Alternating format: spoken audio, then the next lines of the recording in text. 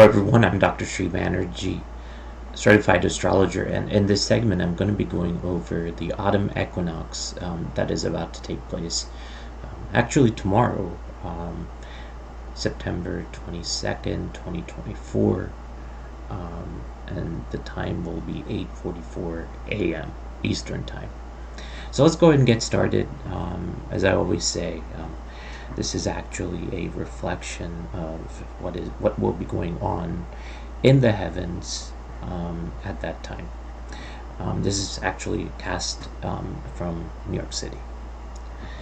So let's take a look here. Of course, this is all about the sun entering Libra. That's always the case every year. Now the sun is not really in a position where, initially at least, this arguably can be said that it actually applies for a whole year. So this is going into Libra, and what is more important is that this is in the 12th house. So Sun is such a proud, expressive planet. When you have that in the 12th house, this is kind of a bit concealed. The manifestation of the Sun is not really felt as the effect should be. Mercury is the planet of communication. So when you have Mercury and Sun combination in any other portion of the chart, this actually makes sense. Or is manifest overtly. However, when you're looking at Mercury and Sun, this might be a great time for negotiation between countries, or even in your personal life. If you're having some trouble negotiating or communicating, this might be a great time to do so.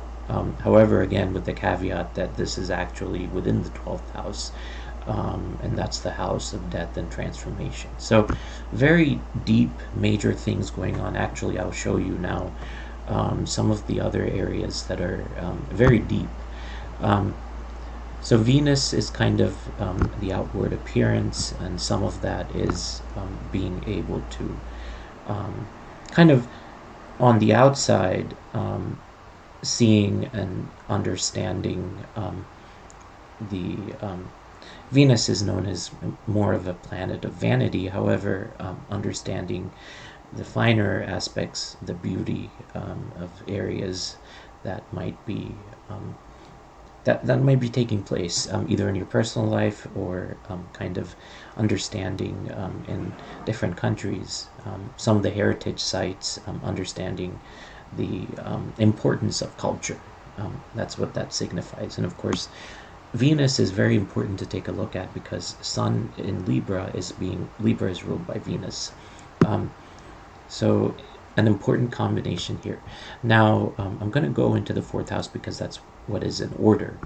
And so Pluto is actually kind of on the cusp both ways. So on one hand, this is on the cusp of the 4th house, and this is actually a cardinal house. So this is very important. Some of the planets that are aspecting 1st, 4th, 7th, and 10th, these are critical points. And there's indeed a turning point, a turning moment that is taking place globally.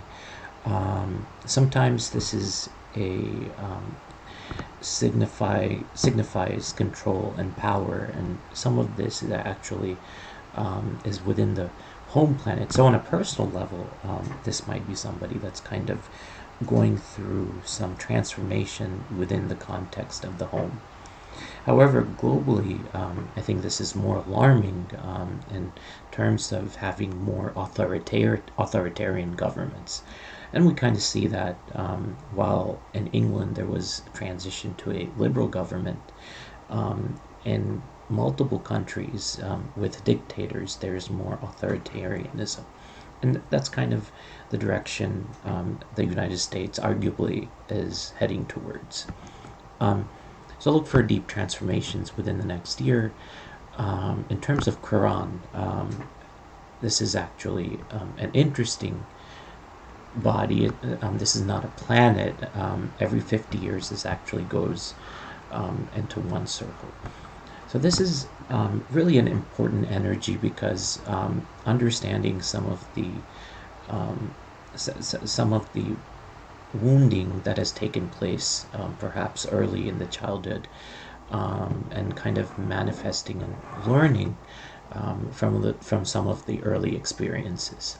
Now, on a global scale, what does that mean? Well, this is kind of a coming of age and understanding from lessons that have been learned previously to go through the transformation. So, this is kind of showing a positive, in a way that kind of understanding the deep seated emotions that are taking place and understanding how that manifests. So now I'm going to transition over to talking about the seventh house.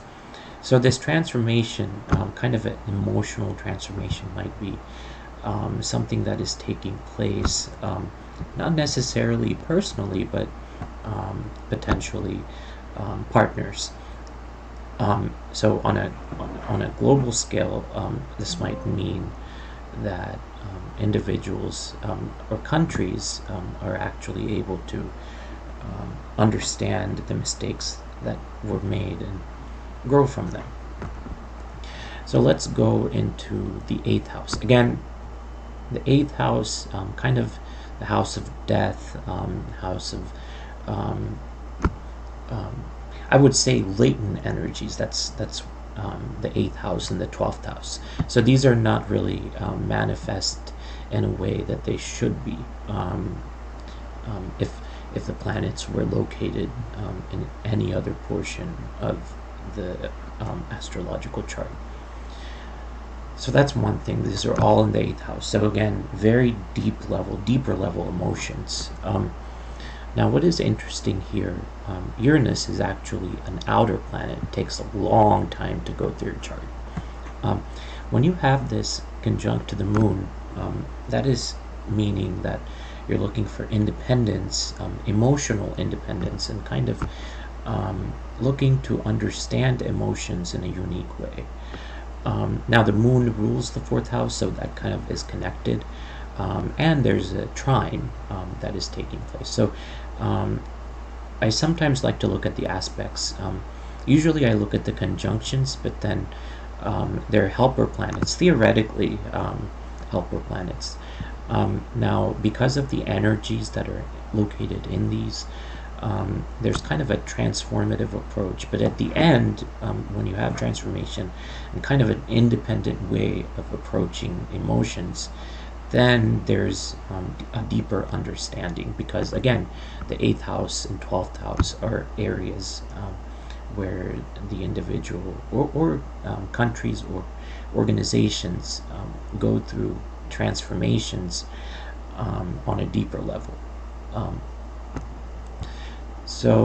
this is a very this is a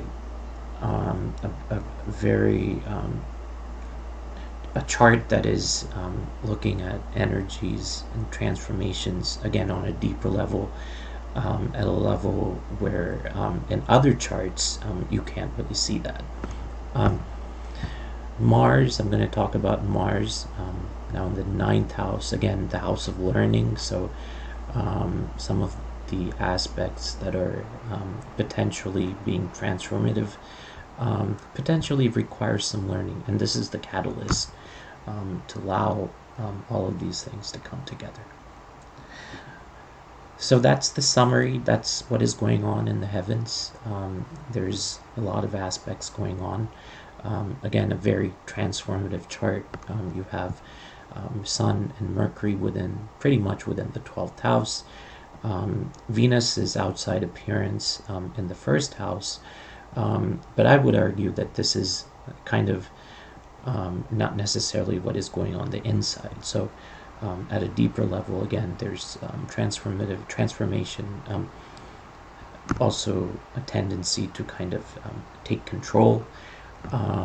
However, this is kind of met with resistance, where there's emotions there, and trying to uniquely understand what those emotions mean. And then, of course, some of these catalytic planets like like Mars. Saturn is not really doing much, and Neptune. This is kind of considered the house of play, so restriction perhaps in that, and some lack of clarity. So, a very transformative and a very deep year coming up on a personal and a global level. I hope this has made some sense. Thank you for listening.